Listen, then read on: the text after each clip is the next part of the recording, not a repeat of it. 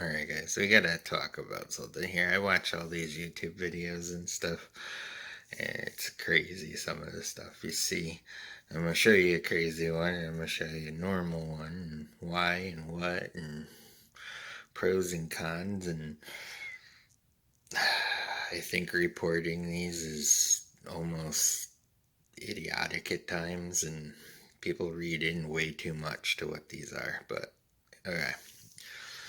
Now, this is a Yd100 with a cut head, had a high compression head on it, fully opened up these, and a scavenger port, a G2 reed on it, you know, it's all dimpled, everything, okay? You can't get much more stupid than that.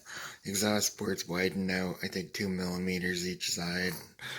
It was bored out too to be slightly bigger. I believe it's 21 millimeter, something like that. It's the one where I had a stud broke. Oh, one of them. Two of them had that. So anyways, listen. When you cut these like this, you have a chance of a thing called the ring bulge. And that's where the ring can slightly pop off the piston. And as it goes down, it can snag. Now, this was pushing the limits, and it should have snagged a ring. It could have expanded enough to grab any of these. It didn't, so I got lucky, but I was willing to sacrifice this if all went to hell, and it was purely just to see how much I could get away with at the maximum point before failure, okay? So, a lot of people say you could open these up. In reality, you could do a 1/4 inch cut down the center, but you need to leave this to keep the rings happy. I would not recommend doing a gigantic opening here either if you're going to do a scavenger port. Maybe 3/8 of an inch, like 1/8 of an inch deep. That's the realistic, functional type of stuff you could do. With that said and all that done, by the time you're done doing all this, do you really gain anything versus the stock one? And the answer is not very much. This is a stock one with the head still on it. And this just went through a break-in, had a piston failure. But just saying, this compared to that, this is on the edge of destruction. And that isn't. And you don't really gain much. I mean, you do to some extent, but not a hell of a lot.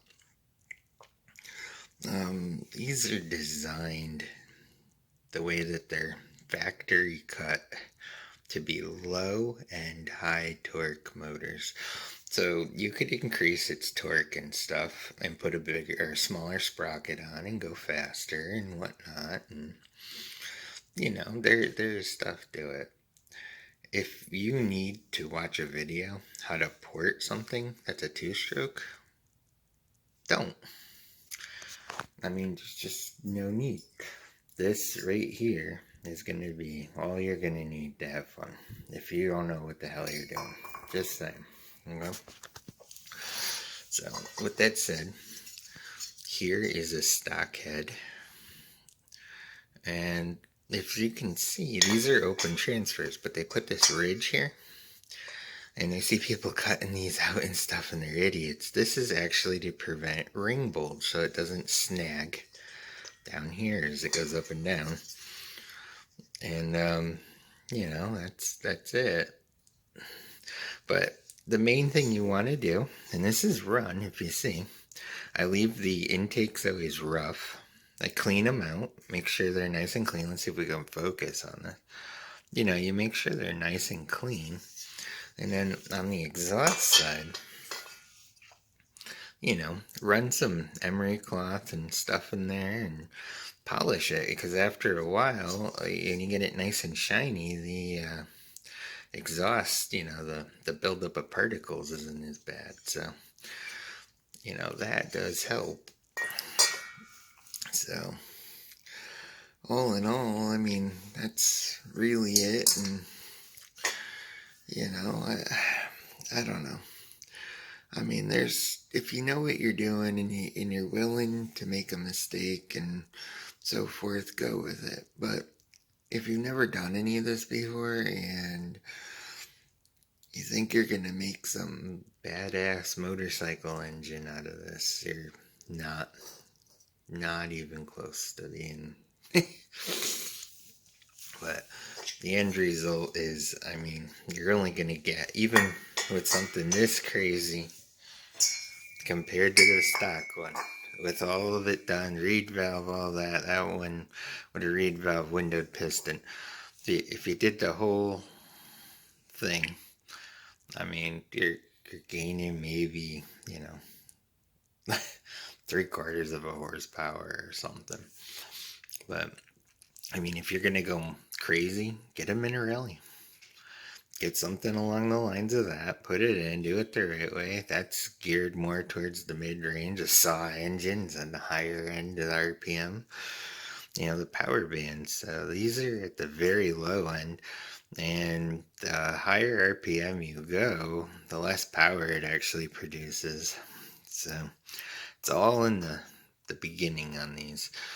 The minarelli is mid to high, roughly, power band area, and the saw engine's gonna have a little trouble getting going, but once it does, it's gonna fly like hell up in the higher.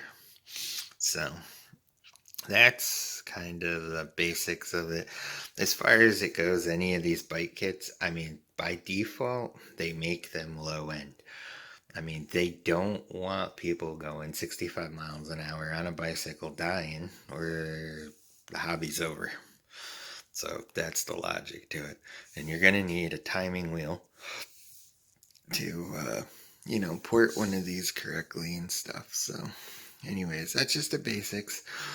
I got a new one of these coming. I had a pin fail in the piston in the first one. But I'm going to cut the head again, and I like doing that with the spark plug because I can put anything I want in it super easy. We're going to clean out the exhaust, polish that up, and we're going to probably dimple it. Just for fun.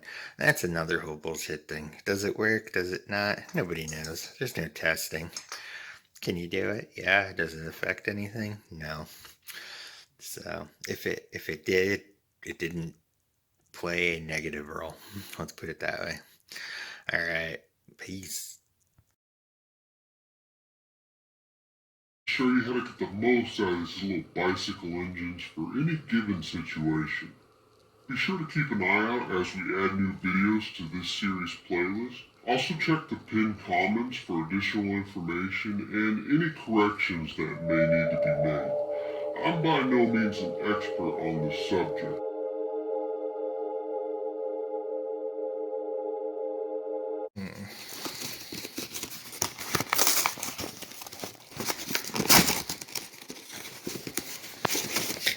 It's one way to wrap a freaking.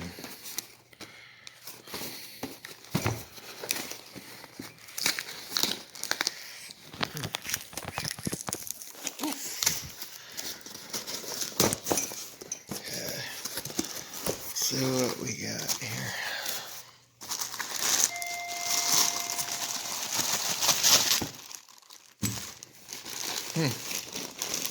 Manifold. Interesting. Wow, they sent me all the gas. Oh, look at that. Right out of the package. Broken. Oh, sucks. Shit.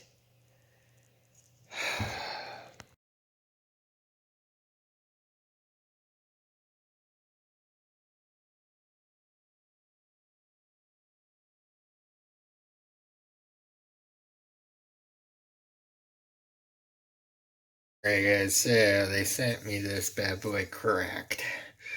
Now inside it's fine, and it is what it is. It got, smacked and cracked. So normally I cut the fin off anyways, like to here on all of them. which you guys have seen me do that in the past. So I said, well, what the hell? Let's cut the whole thing off and just do this funky kind of like pyramid looking thing. So actually, I kind of like it. Came out cool. Another little cast imperfection right there, but hey, it is what it is. I'm happy with that. I put the plug in, it'll look sharp. So, not bad. So, anyways, we're gonna mount this up on the little jig I have. From the looks of it, they just kind of, ran that one over. And the exhaust, I don't. Oh yeah, they did. It's a pretty bad job. It's not actually even level. So I have a 3D printed jig, and what I do is I set it up and then run it back and forth on the mill till it's nice and polished. But before we do that, I'm gonna clean these all up and stuff and see where we're at and see if we can, what's going on with this.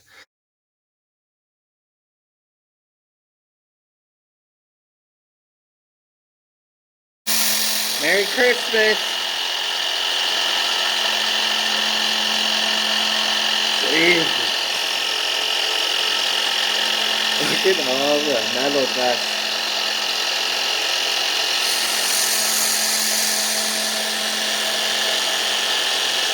Oh, that's crazy.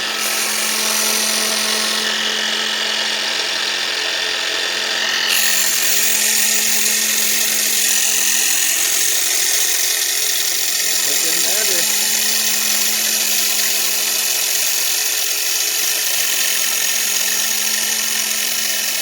Alright, let's see if this will focus. There we go. As you can see, this is my G2 read going on here. So, if you look in there, it's not exactly matched. So, what I like to do is I take a razor blade, one of the triangle ones like you put in a box cutter, and I drag the tip of it backwards, or like a wood screw, something like that, to make the outline of this. And when I go to cut all this, I will make that so it matches this, so we don't have that little bit of a lip in there. So when I take this off, there'll be a scratch mark, and that's going to be what I cut out for shape. But anyways, that's where we're at.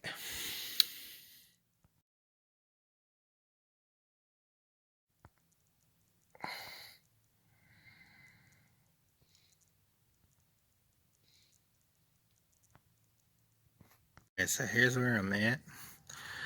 I'm going to run these as we go. Alright, we got, what, 160, 320, Scotch Brite, super fine steel wool. What I'm doing, I just run a piece of this in, bent piece of wire, and run it through. So I just did that one.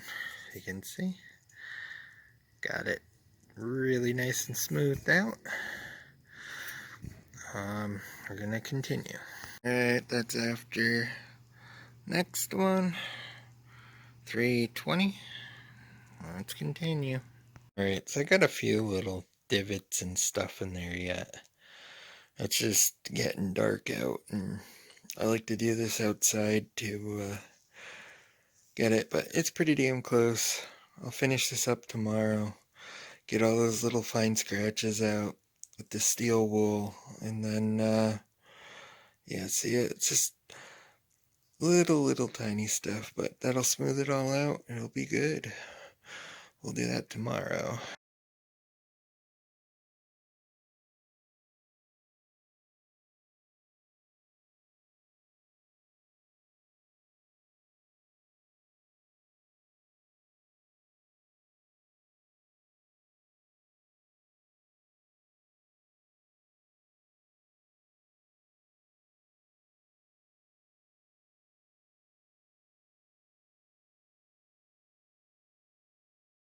Alright, so we're done. There's the intake. It's all dimpled. Alright, onward. Alright guys, so I got this done. Here's my piston.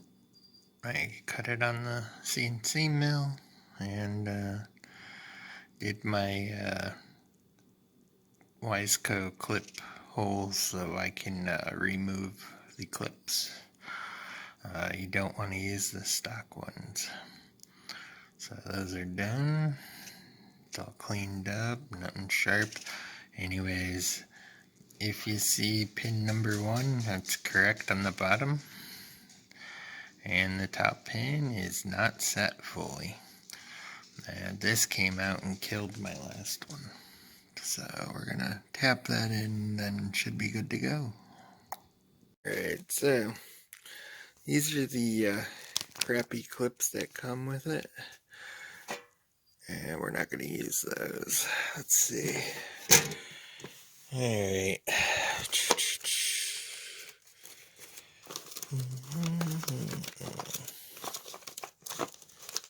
Nope. Master links. Rings.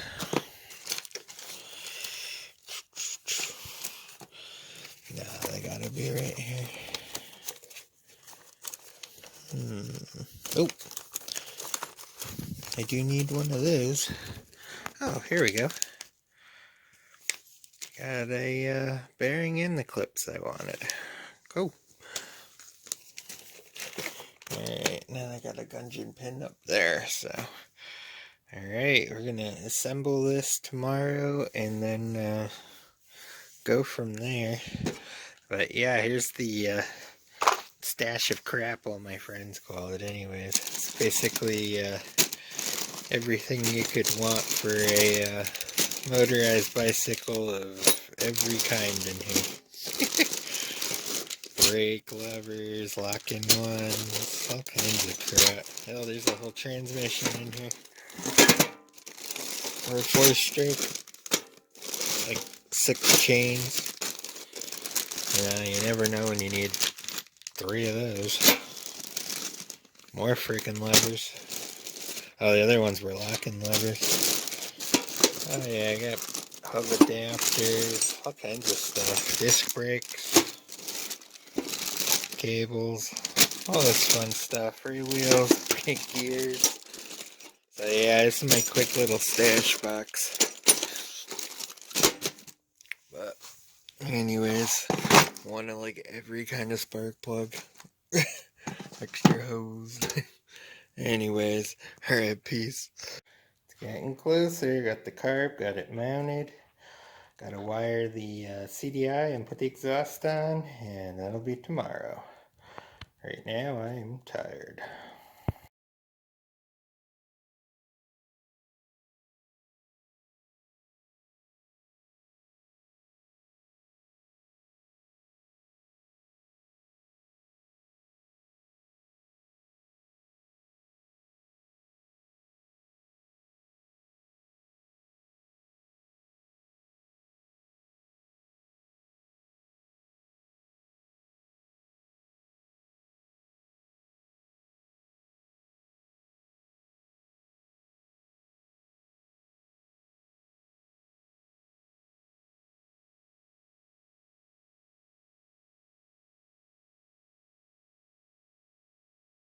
Yeah, one of these days I'm gonna explain how I made this. I gotta do this for the Minarelli app.